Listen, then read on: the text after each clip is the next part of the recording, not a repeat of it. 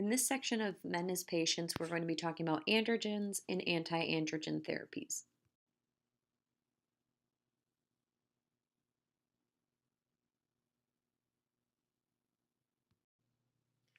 One of the major roles for androgen therapy is hypogonadism. We'll specifically be talking about this condition in adult males.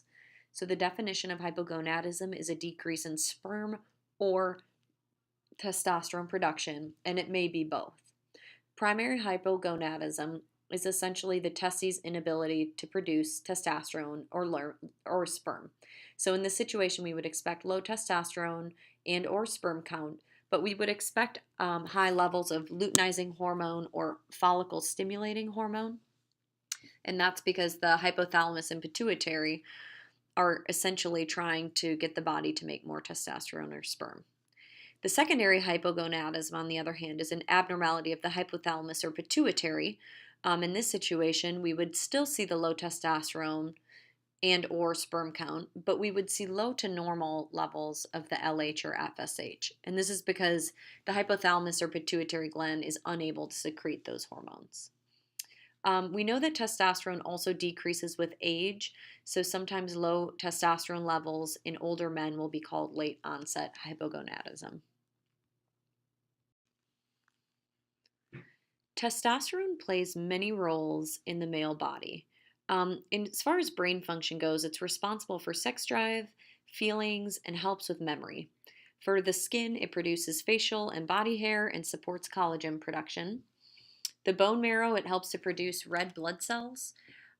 For the sex organs, it's responsible for producing sperm, prostate growth, and erectile function. It helps to maintain bone mineral density in the bones. And then lastly, it helps maintain strength and muscle mass.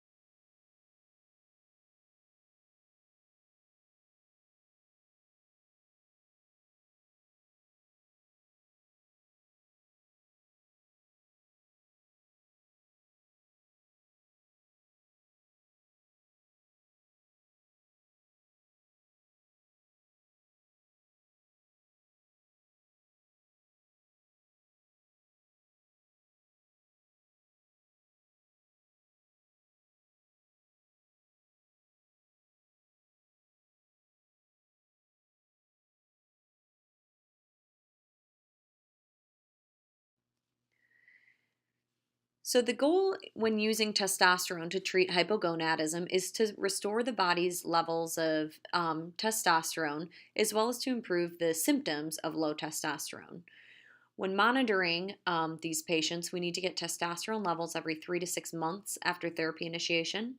We need to test their hematocrit level because we know that testosterone can increase red blood cell production. We want to make sure that their hematocrit does not go over 54%. If it does, we need to hold the medication, resume when it's within normal limits, and decrease the dose. We also want to be looking at liver function tests and bone mineral density in men with osteoporosis or fractures. Treating patients with testosterone comes with many adverse effects to be aware of. Many of the trials that studied testosterone use were done in patient populations that were too small to truly detect on whether or not these adverse effects are significant. Many of these are inferred based off of what we know testosterone does within the body. So these are all things that we need to pay attention and think about who testosterone as a supplement would be appropriate and safe for. There is some question in whether testosterone can increase the risk of prostate cancer, BPH, and sleep apnea. Testosterone can cause fluid retention. So, in patients with chronic kidney disease or heart failure, these would be patients that we would worry about excess fluid impacting their health. There's a risk of erythrocytosis. So, again, that high hematocrit level. We know that erythrocytosis increases risk of mortality as well as cardiovascular related mortality from other trials. Testosterone can have hepatic effects. It can increase risk of venous thromboembolic events. It can increase cardiovascular risk, and it's on the Beers list because of this possible risk. And then lastly, it can cause aggression or mood disturbances. Several contraindications to testosterone supplementation exist, including breast cancer in males, prostate cancer, pregnant women or women who may become pregnant, and patients with hypersensitivity to any product components. You'll need to check the package inserts for each of the individual testosterone products because there are many different products out there and all of them are formulated slightly differently. There are several concerns that we also think about when using testosterone products, including the tendency for abuse and diversion. For this reason, this is a Schedule III controlled substance. We also worry about dependence, secondary exposure to females, and this medication is pregnancy category X. So again, that goes along with the secondary exposure to females. Next, we'll talk about just a few of the formulations of testosterone products out there. The first being the deep intramuscular testosterone injections. There are a few different formulations of this, the enanthanate or cypionate. Those are both dosed the same. It's anywhere from 50 to 400 milligrams IM every 2 to 4 weeks. The undecanoate formulation has a little bit of a different dose. It's 750 milligrams once, then 750 milligrams in 4 weeks, then every 10 weeks thereafter. For the administration of this, again, it's a deep IM injection, and you would alternate injections between the left and right buttocks. With this formulation, we have to be especially careful to avoid intravascular administration because this can lead to pulmonary oil microembolism. These products are formulated in an oil-like vehicle, so that's what causes the pulmonary oil microembolism. As far as product-specific clinical pearls, the undecanoate formulation does have a black box warning for this pulmonary oil microembolism. Another formulation of testosterone is the transdermal gel. Androgel is a major brand name of the topical testosterone gels, and they come in different percentage strengths and different formulations. So the 1% Androgel come in 25 to 50 milligram packets, and patients typically will apply about 50 milligrams topically once daily, and those packets are how they measure their dose size. On the other hand, the Androgel 1.62% gel comes in a pump, and patients will apply anywhere from 20.25 to 81 milligrams topically with this, and one pump is 25.25 milligrams. So it's dosed in terms of milligram strength and number of pumps for that formulation. There are many administration pearls that you'll want to tell your patients about before they use this topical formulation.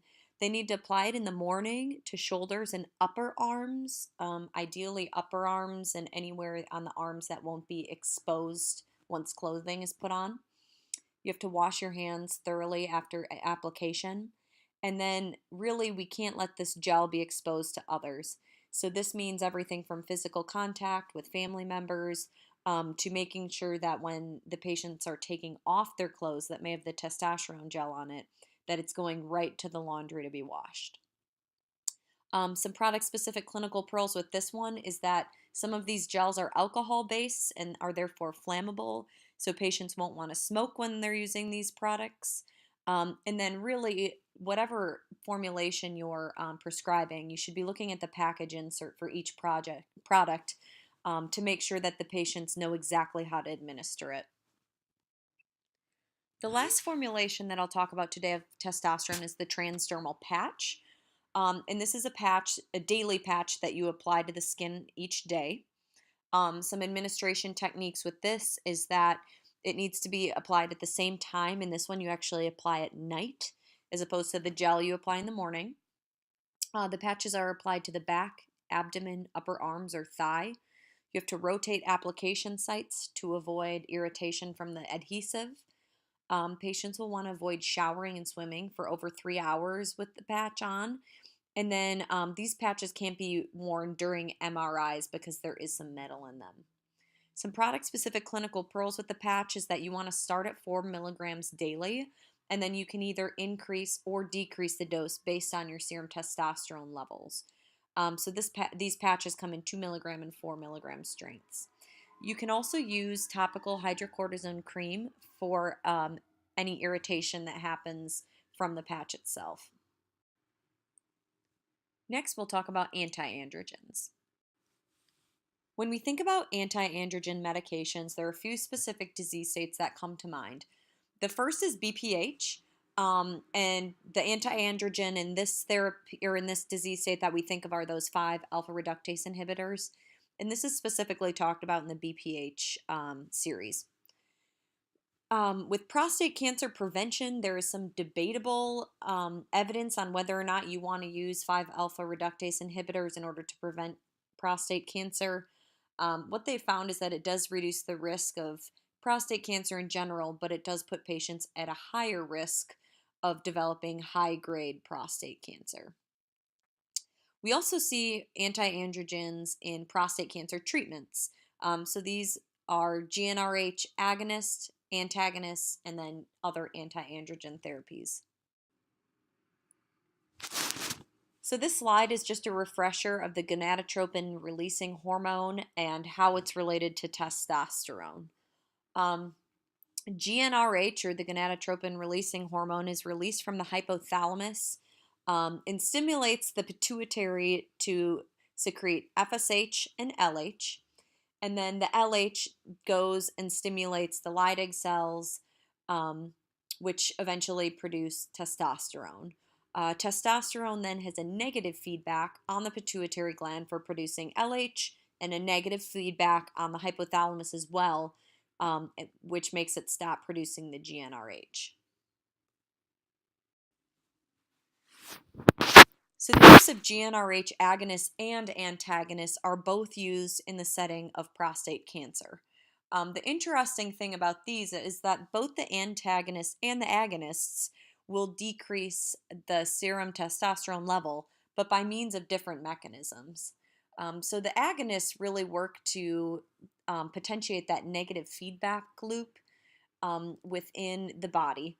So the agonists essentially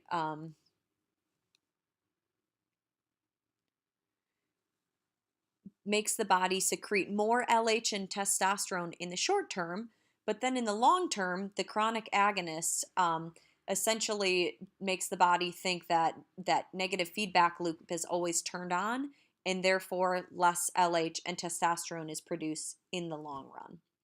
GnRH antagonists stop the production of LH and testosterone right away because that whole positive feedback loop never begins.